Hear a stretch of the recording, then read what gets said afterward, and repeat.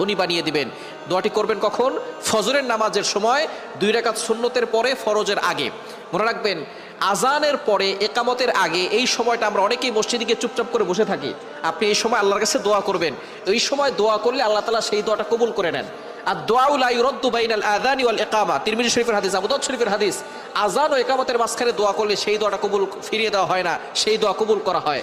আপনি যখনই যেই নামাজে মসজিদে যাবেন, আজান দিয়েছে, একামত হতে একটু দেরি হয়, আপনি সুন্নত পড়ে চুপচাপ বসে থাকবেন না, গল্প করবেন না, আপনি আল্লাহর কাছে দোয়া করবেন। আল্লাহ তাআলা আপনার সকল দোয়াগুলো কবুল করবেন।